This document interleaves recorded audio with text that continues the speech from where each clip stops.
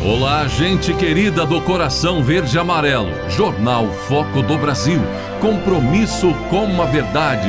Quero saber qual lugar abençoado do Brasil ou do mundo, de qual lugar você está assistindo mais uma edição do Foco do Brasil. Comente, deixe sua opinião, participe do chat ao vivo e veja se o sino de notificações está ativado para receber nossas atualizações diárias. Vamos agora às notícias desta edição. O presidente Bolsonaro deve ter um encontro com Joe Biden em junho. É que os Estados Unidos confirmaram para junho, em Los Angeles, mais uma edição do Encontro Cúpula das Américas. Presidentes eleitos de forma democrática serão convidados para participar. O evento poderá ter, então, uma conversa entre Biden e Bolsonaro, o presidente dos Estados Unidos e o presidente brasileiro. E, pelo visto, os Estados Unidos fazem até questão, têm interesse neste encontro entre ambos, após a preocupação norte-americana com a visita de Bolsonaro a Putin na Rússia, não é? O presidente brasileiro diz, não tem problema, não é? O Bolsonaro mesmo falou de que se Biden convidar, ele também visitaria os Estados Unidos e teria um encontro com Biden. E assim, é possível que esse encontro aconteça em junho, nesta cúpula. Devem ficar de fora da Cúpula das Américas ditadores, como os de Cuba, Venezuela e Nicarágua, não é? Presidentes eleitos de forma não democrática ou de forte suspeita, esses que aí têm grandes admiradores, inclusive aqui no Brasil.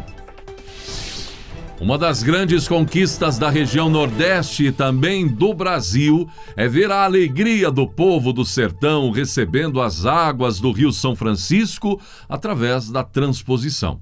O presidente Bolsonaro compartilhou um vídeo de um cidadão demonstrando a gratidão pelas águas do São Francisco, passando em São Gonçalo, distrito de Souza, na Paraíba. Paraíba, aí, ó. Souza entrando água aqui no São Gonçalo. Agradecer primeiramente a Deus, segundamente nosso presidente Bolsonaro e o ministro, né? Ele é do Nordeste, acaba da gente e trouxe água para o Nordeste. Olha aí, a água do Rio São Francisco. Quem não estava acreditando, nós estamos vendo água no sertão. Uma notícia dada pelo presidente Jair Bolsonaro agradou muitos que, além das vidas humanas e dos brasileiros na Ucrânia, se preocupam também com os animais, sobretudo com cães. É que a Força Aérea Brasileira vai poder transportar os animais de estimação de brasileiros que estão em Varsóvia, na Polônia, e que serão brasileiros que serão repatriados agora nessa semana em um voo organizado pelo governo brasileiro. Após contato com os ministros das Relações Exteriores e da Defesa, dei sinal verde à FAB para o embarque dos cães que acompanham aqueles brasileiros no retorno à pátria, postou o presidente no Twitter. Os cidadãos brasileiros estão na Polônia após terem fugido da Ucrânia. Está aí, certamente, os voluntários que doam tempo de suas vidas para atender aqui no Brasil, por exemplo, cães abandonados nas ruas, certamente aprovando a ideia, a autorização de Bolsonaro. É uma notícia importante, porque, afinal de contas, são companheiros, não é? E se perder vidas humanas, não é? Conhecidos, chegados na comunidade da Ucrânia, não é? Para esses brasileiros é duro, é difícil, também envolvem sentimentos, não é? A questão de ter que abandonar animais de estimação. São perdas e perdas que se tem em um conflito como o que estamos vendo na Ucrânia. E a iniciativa, sem dúvida alguma, recebe muitos elogios. A aeronave multimissão KC-390, gente, Millennium, tem partida da base aérea de Brasília, nesta segunda, dia 7, destino a Varsóvia, para trazer os brasileiros que embarcarão de acordo com definições do Ministério das Relações Exteriores, que coordena a missão de resgate em conjunto com o Ministério da Defesa. Vários brasileiros já conseguiram chegar em voos comerciais até aqui e agora essa missão importantíssima, partindo então rumo ao leste europeu para os brasileiros que estão necessitando deste atendimento chegarem aqui até o nosso país. Neste voo de ida, 11,5 toneladas de material de ajuda humanitária estão sendo levadas para a doação do Brasil às vítimas aí, não é? Refugiados de guerra ucranianos. E a previsão é que o KC-390 retorne ao Brasil na quinta-feira, dia 10, pela manhã. E o Ministério das Relações Exteriores mudou a sede da Embaixada do Brasil na Ucrânia para Chisinau, capital da Moldávia. Segundo a Agência Brasil, o embaixador na Ucrânia, Norton de Andrade Melo Rapesta, que acumula a função de embaixador da Moldávia, passando a gerir a embaixada e a ocupar-se dos trabalhos de análise política a partir de Chisinau, capital daquele país, onde já está em funcionamento posto de atendimento consular a cidadãos brasileiros evacuados do território ucraniano. Os cidadãos brasileiros da Ucrânia continuam a contar com o apoio de funcionários locais da embaixada em Kiev, informou Itamaraty, bem como das embaixadas do Brasil na Polônia, Romênia, Hungria e Eslováquia, que seguem operando núcleos de apoio a brasileiros que estejam deixando a Ucrânia. O conflito que segue atraindo a atenção mundial, gente, não é? A Ucrânia diz que cessar-fogo parcial acertado para um corredor humanitário de retirada de civis não é cumprido pela Rússia. A Rússia acusa a Ucrânia de que civis estariam impedindo o cessar-fogo. E Putin, discursando novamente, disse que a Ucrânia põe em risco o próprio futuro.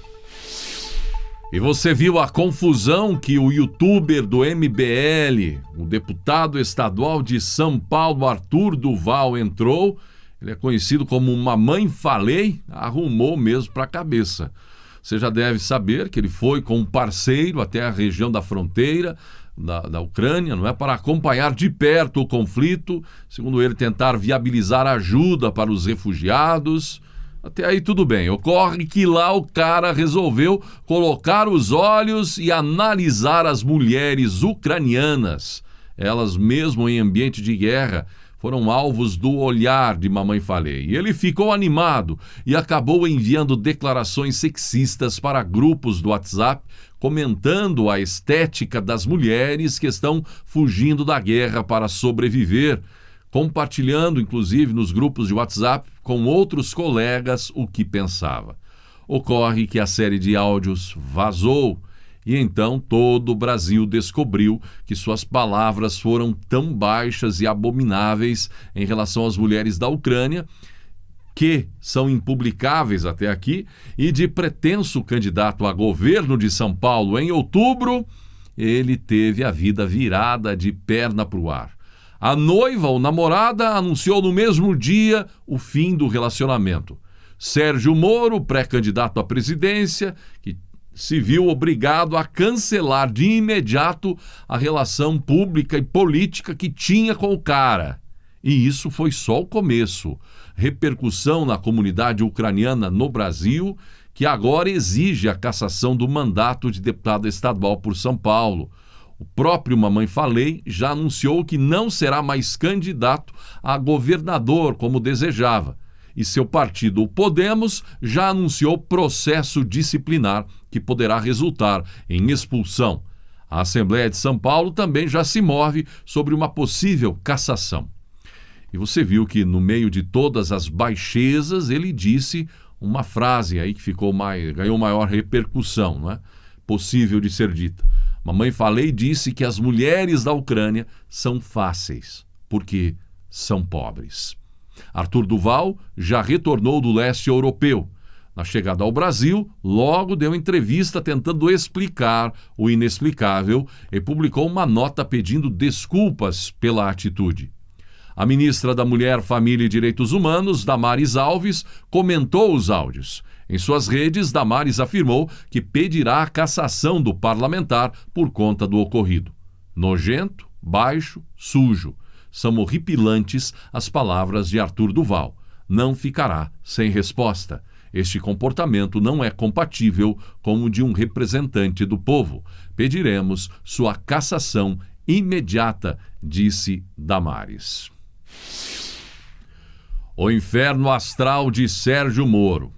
Pois é, gente, com esse episódio de Mamãe Falei, um franco apoiador de Moro, Mamãe Falei faz parte, ou fez, do tal MBL, não é? Juntamente com outros nomes, inclusive o de um deputado federal que há poucos dias se meteu em uma confusão das grandes, naquelas declarações do próprio deputado e, sobretudo, de um apresentador de um podcast, não é? Ambos são defensores da candidatura de Sérgio Moro, deputado, Mamãe Falei, entre outros, o MBL, e, inclusive, Moro reconheceu já que tem nesse MBL um ponto importante, um pilar de sua pré-candidatura, e agora o negócio virou uma bomba. Dizem que o jeito que saiu do Ministério da Justiça, o Moro, não é? Atirando contra Bolsonaro, traição vista, não é? Soou como traição, tudo aquilo grave para muitos, agora está voltando ao ex-juiz, mesmo que de forma involuntária, com esses episódios, com alguns dos apoiadores aí envolvidos, atingindo diretamente sua pré-candidatura. Neste caso, trazendo um enorme constrangimento. Antes do episódio, Moro chegou a expressar apoio ao deputado no caso da viagem dele à Ucrânia. É sempre louvável quando saímos do discurso e partimos para a prática, afirmou o ex-juiz no Twitter em apoio à Mamãe Falei. Pois é, só que a prática foi totalmente diferente do que era esperado, não é? E agora não quer mais Moro nem ouvir falar em Mamãe Falei. E se fosse só isso, além de se preocupar com o fraco desempenho também nas tais pesquisas, Moro ainda levou um outro grande susto. Esteve em Maringá, no Paraná, e viu falar disso, quando visitava ali uma cooperativa. E no momento em que ele estava na cooperativa, ele estava no ambiente administrativo da unidade, aconteceu uma explosão acidental na área operacional, no chão de fábrica, que inclusive, infelizmente, consumiu a vida de 2 operários. Como disse, Moro estava em visita ao setor administrativo da unidade, não foi atingido. Mais tarde, ele até passaria perto do tanque que explodiu. Estava junto com o senador Álvaro Dias e o ex-ministro Chico Graziano. De toda forma, foi um susto tremendo. Com a aproximação da desincompatibilização eleitoral, período em que servidores públicos precisam se afastar de seus cargos para que possam se candidatar nas eleições, teremos as saídas de ministros do presidente Jair Bolsonaro, não é? Já sabemos alguns nomes, estão praticamente certos que irão sair, outros ainda não decidiram se irão deixar seus ministérios, mas é uma questão aí de menos de 30 dias para tudo estar definido. O jornalista Alexandre Magnani fez uma análise dos nomes que saem. E isso é importante até saber, não é? Os possíveis substitutos. Você tem curiosidade sobre isso? Preste atenção. Infraestrutura. A saída do ministro Tarcísio deve se concretizar para disputar o governo do estado de São Paulo. Deve ser substituído por seu atual secretário executivo, Marcelo Sampaio.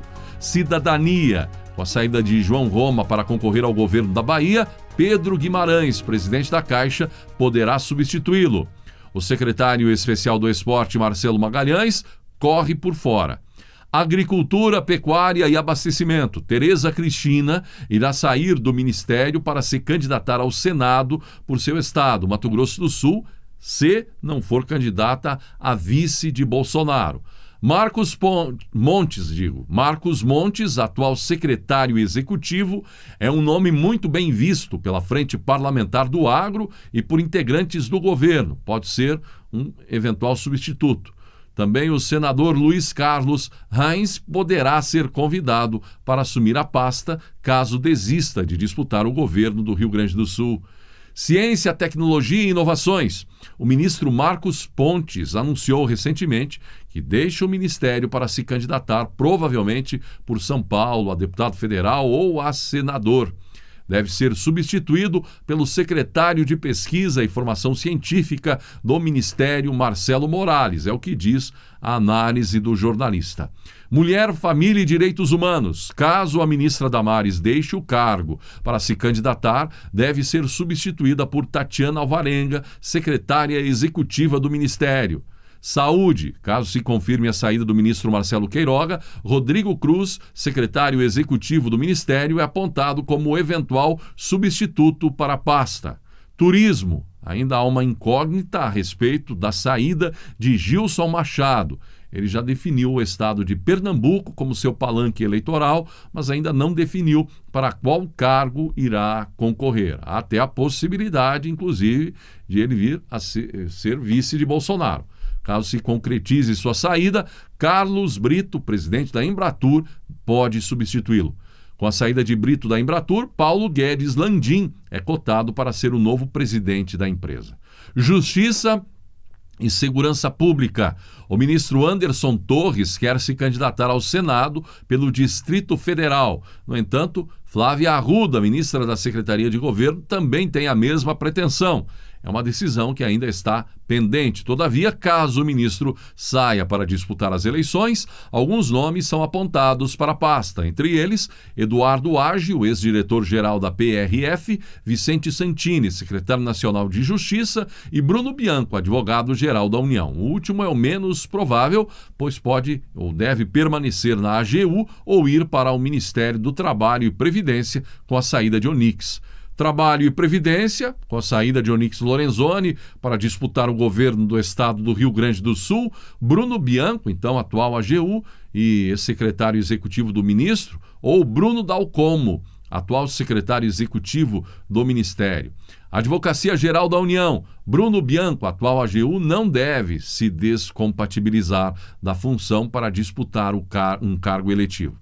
Porém, pode ser que ele, como falamos, saia de seu posto atual para substituir Onyx Lorenzoni. Bianco foi secretário especial do Trabalho e Previdência no Ministério da Economia e foi, por um curto período, secretário executivo do Ministério do Trabalho e Previdência. Há uma pequena possibilidade dele assumir o Ministério da Justiça. Caso se concretize a saída, Vicente Santini deve ser o novo advogado-geral da União. Secretaria de Governo. Flávia Arruda sairá da Secretaria de Governo para concorrer, provavelmente, ao Senado. Há parlamentares da base aliada, que defendem o retorno do general Luiz Eduardo Ramos para a Secretaria. A Secretaria-Geral da Presidência, caso o desejo de alguns parlamentares da base se concretize, 3 nomes poderiam assumir a cadeira deixada por Ramos. Seriam eles: Almirante Flávio Rocha, secretário de Assuntos Estratégicos da Presidência, Pedro César Souza, subchefe de Assuntos Jurídicos da Presidência, e Celito Faria, chefe do gabinete pessoal do presidente da República. Tem ainda Desenvolvimento Regional. Apesar da iminente saída de Rogério Marinho para concorrer ao Senado pelo Rio Grande do Norte, ainda não há um nome ventilado para a pasta. Defesa, Braga Neto poderá sair do ministério para ser o candidato a vice, não é? na chapa com Bolsonaro. No entanto, ainda não há nada de concreto a respeito. O almirante Almir Garnier, comandante da Marinha, é um nome forte para assumir o ministério. Tá? Então, uma movimentação, e tudo indica que, com todas essas mudanças, ainda assim, o governo Bolsonaro continuará sendo, até o final do ano, pelo menos, um governo com ministérios técnicos, não é? A maioria saindo do próprio ministério, de alguma secretaria, enfim, para assumir o cargo principal de ministro. A ex-loira do Tchan, Silmara Miranda, atual agente da Polícia Rodoviária Federal, teve um encontro nesta semana com o presidente Jair Bolsonaro para apresentar os resultados da corporação desde 2019, quando Bolsonaro assumiu a presidência. Segundo Miranda, o presidente ficou feliz. Em seu Instagram, Miranda postou um vídeo ao lado de Bolsonaro junto a outros agentes da Polícia Rodoviária Federal. Na legenda, a ex-loira do Tchan, como é conhecida ainda, disse que a PRF causou um prejuízo de 23 bilhões de reais a organizações criminosas e enalteceu o trabalho da polícia. Minha PRF está ou não de parabéns? Acho que o presidente ficou feliz com o resultado. A sociedade agradece, escreveu a agente. Miranda foi dançarina no grupo El Chan de 2003 a 2007. Em 2020, ela entrou para a Polícia Rodoviária Federal. Formada em jornalismo, a ex-loira do Chan foi então nomeada chefe de comunicação da corporação em outubro do ano passado. E inclusive alegando que sofreu preconceito de colegas por causa de seu passado como dançarina. A ausência da verdade teve o objetivo de prejudicar a minha imagem e anular todo o esforço que fiz para chegar até onde cheguei, já desabafou ela. Uma casa se torna um lar quando você pode escrever "Eu te amo" nos móveis.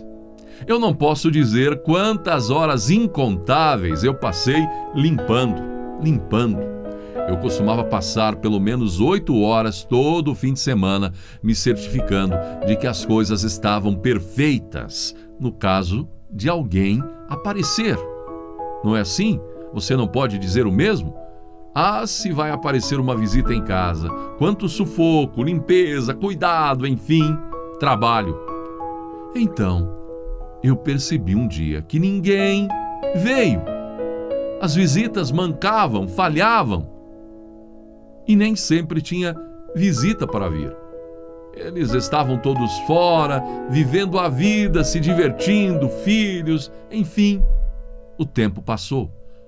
Agora, quando as pessoas me visitam, não vejo necessidade de explicar as condições da minha casa. Eles estão mais interessados em ouvir sobre as coisas que tenho feito enquanto estive fora, vivendo a vida e me divertindo. Se você ainda não descobriu isso, por favor, preste atenção a este conselho. A vida é curta. Então aproveite. Tire o pó se for preciso. Mas não seria melhor pintar um quadro ou escrever uma carta, assar um bolo ou plantar uma semente, ou até mesmo ponderar sobre a diferença entre querer e precisar? Poeira, se for preciso, mas não há muito tempo. Com rios para nadar, montanhas para escalar, música para ouvir e livros para ler, amigos para amar e vida para levar, limpar a poeira se for preciso? Para que perder tempo? Olha, os mundos lá fora, com o sol em seus olhos, o vento em seu cabelo, um tremor de neve, uma chuva. Muito melhor do que limpar poeira. Este dia com coisas maravilhosas não virá novamente. Limpar poeira? Mas tenha em mente, a velhice virá e ela não é gentil. E quando você for e você deve ir, você mesmo fará mais poeira. Não é o que você coleta, mas o que você espalha que diz que tipo de vida você vive ou viveu. Lembre-se, uma camada de poeira protege a madeira abaixo dela. Pense nisso. Assim chegamos ao final desta edição do Jornal Foco do Brasil. Gratidão pela sua atenção e que Deus abençoe a você, sua família, o nosso Brasil e o mundo.